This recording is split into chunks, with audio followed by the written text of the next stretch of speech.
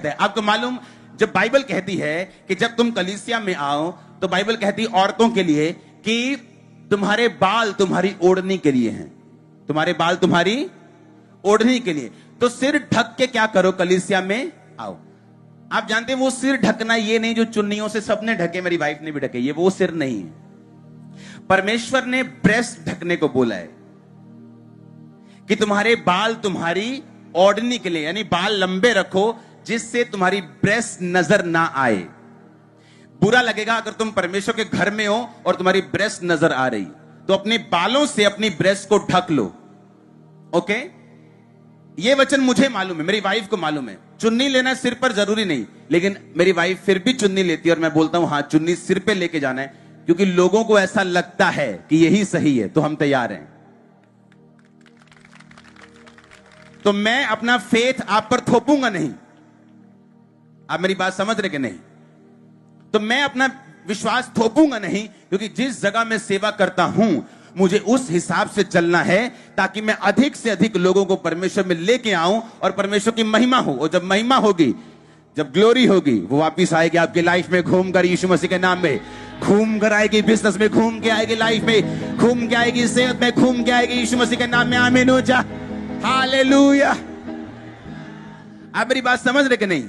आप पर एक जिम्मेवारी है क्राइस्ट की महिमा करने की। हमें मालूम है कि वो सिर्फ ये वाला ढकना नहीं, वो ब्रेस्ट ढकने के लिए बोल रहे, ताकि ऑड सा ना लगे, परमेश्वर के घर में गलत निगाह ना पड़े, कोई उत्तेजित ना हो, ताकि हर बंदा परमेश्वर में और आत्मा में बना रहे। लेकिन हम फिर भी सिर पे लेते हैं, क्यों? क्योंकि ऐसी धारणा है, ऐसा बना हुआ है कि सिर पे मतलब सिर पे। कितने मेरी बात को समझ रहे हैं? अगर 10 घर आपके पास रहते हैं और आप क्रिश्चियन हैं, अगर आपके छोटे कपड़े पहनने से उनको ठोकर लगती है, बंद कर दो पहनना। आपको यह दिखाना है कि आप बेस्ट हैं, आप बेटर हैं।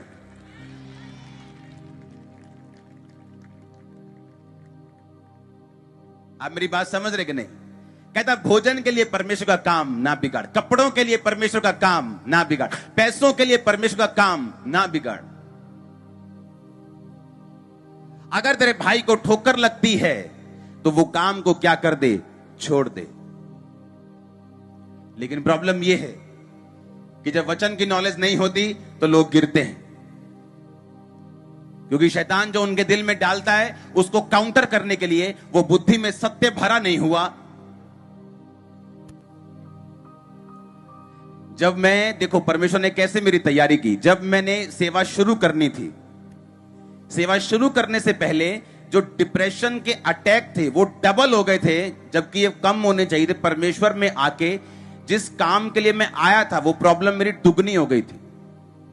उसकी वजह से जब मेरे को अटैक होते थे तो मुझे बाइबल पढ़ के और अनॉइंटिंग ऑयल में ऐसे सिर पे, इधर बहुत कम है, ऐसे ऐसे चोता था, वो निकलता था, ऐसे अनॉइंटिंग ऑयल डाल के छत पे जाके 6-6 घंटे नया नियम मुझे पढ़ना पड़ता था।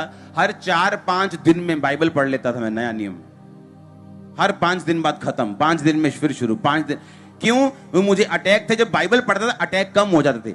परमेश्वर का मकसद क्या था कि वचन इतना मेरी बुद्धि में चला जाए, और जब लोग मुझसे मिलने के लिए आते थे, बोलते थे मेरी लाइफ में ये प्रॉब्लम है, कभी मुंह से काउंसलिंग नहीं, आप प्रॉब्लम बोलो, मैं वो वचन निकाल के आपके सामने रख दूंगा, कहां क्या लिखा है।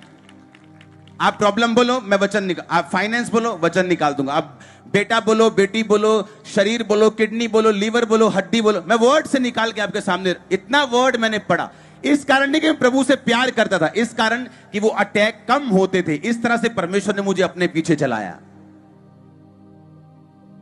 क्योंकि जब बुद्धि में परमेश्वर का वचन भरा नहीं हुआ तो क्या होगा कि शैतान जब अपनी पूरी प्लानिंग के साथ आपके पास आएगा, आप बहक जाएंगे।